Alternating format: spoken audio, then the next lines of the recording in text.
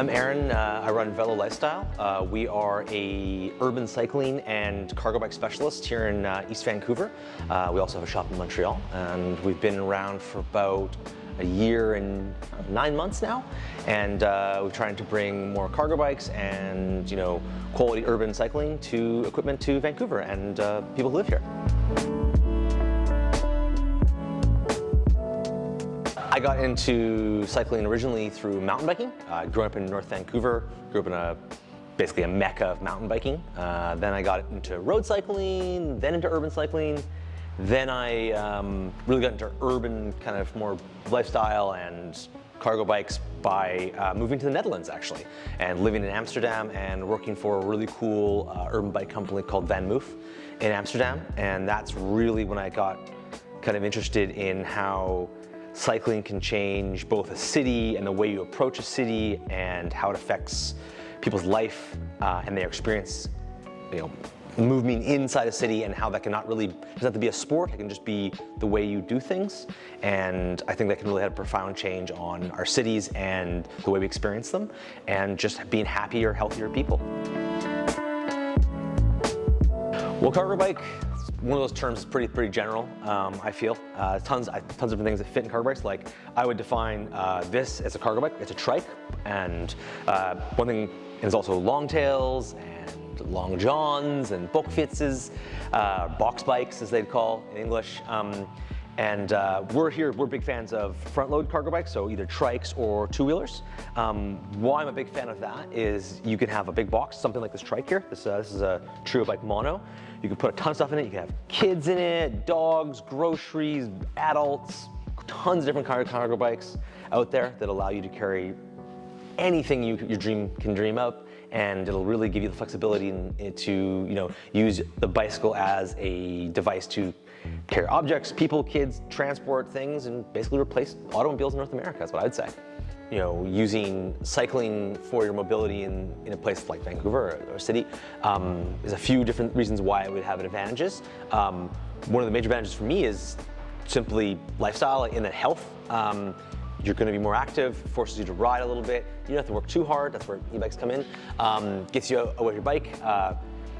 Way lower stress levels. People have been proven to be much more relaxed when they ride to work rather than driving to work. Times is usually quicker to move across the city by bike than it is by car. And then the affordability. You have parking, gas, insurance, accidents, things like that. Now, bikes aren't free and don't run on magic. They still cost, but the costs are much lower. And I think that the outcomes for yourself, mixture financially and physically and mentally, are all positives. And I think people have a really great time when they start realizing, oh, once I have a good rain jacket on and I'm riding in the city, it doesn't matter if it's raining or if I'm doing things, or that I can use my bike to go shopping, or I can go to Costco with a cargo bike. I don't need to have a car. Or you can still own a car for certain things, but use it a lot less. And I think that's, once you get people even they dip their toe in, they usually get into it more and more and more. And I think it's something we have to convince people of. And once people do it, they are enjoyable, and I think that change is happening now. I see a lot of families that say had 2 vehicles are going down to 1 vehicle and a bike or a cargo bike, to that one person who either commutes to work or takes the kids to school.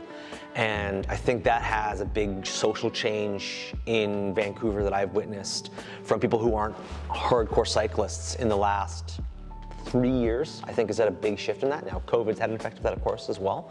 But I think that general shift is slowly happening here, and I think it's gathering pace, and I think it's not really that hard to convince people. I think you just need to get them to try it, and it's not convincing them inherently, it's getting them to, once they test it a little bit, they'll probably convince themselves. So that's probably what I'd suggest. The e-bikes have made it more accessible for a lot of people. Just a general person who maybe would cycle normally, but didn't want to get sweaty, or because it's a lot of hard work to go a big distance with big hills in Vancouver to get somewhere, they're way more likely to just grab an e-bike and use that. Also, people with disabilities, people with knee injuries, or older people, lung capacity issues, things like that. It's really brought a lot of those people back into it, and I think it's started a lot of people's conversations about cycling because they would have gone, oh, I'm too old to ride now that I'm like, yeah, come on, you could be faster than me. I think that's got a lot of people back into it. And then in cargo side of things, the advent of good quality e-cargo bikes has really changed that people now can use cargo bikes easily to do everything in a place like Vancouver with the hills, where before it wasn't. In places like the Netherlands, you totally could because it was flat. You have a big old cargo bike with 2 kids in the front of it and not even break a sweat. But here in Vancouver, without that e-assist, I don't see it being as widespread use as it's becoming and will become because of the physicality of our city. It's a very hilly, up and down place with stops and starts.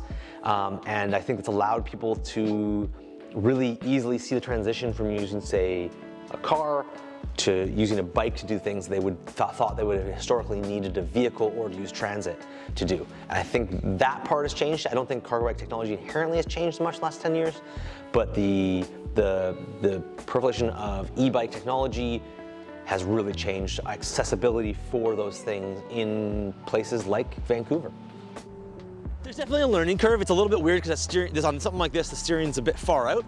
But to be honest with you, it's about a day and anybody can do it. Really, it really is. The one tricky thing, it takes a little bit longer to learn, is slow speed riding, kind of like we're doing right now. It's a little bit more finicky there.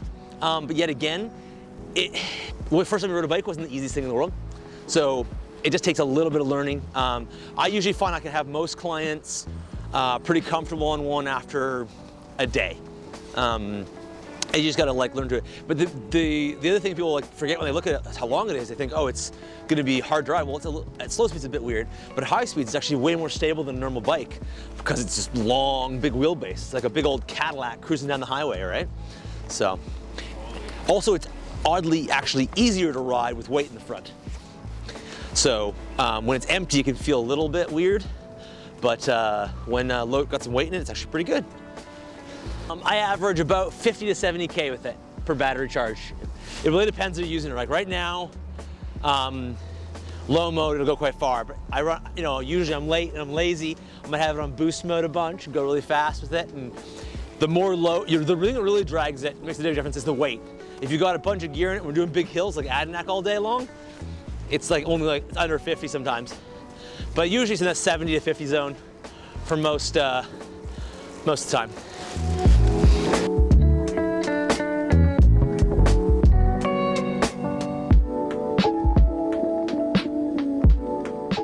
I think for me, a really special place for me would be riding the bike paths along the Amstel River in kind of the heart of Amsterdam.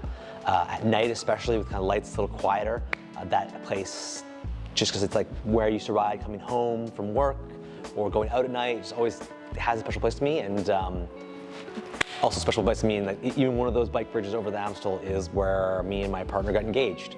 So there's I guess a lot of personal connection to that. Doesn't make it the best place to ride in the world by any means, but I think it holds a special place to me. And I'd love to have that kind of experience in Vancouver someday when we have a little bit better bike paths. That being said, I think the seawall and a lot of our bike networks along through Stanley Park are getting pretty close to that quality, and we have some beautiful places there to ride as well.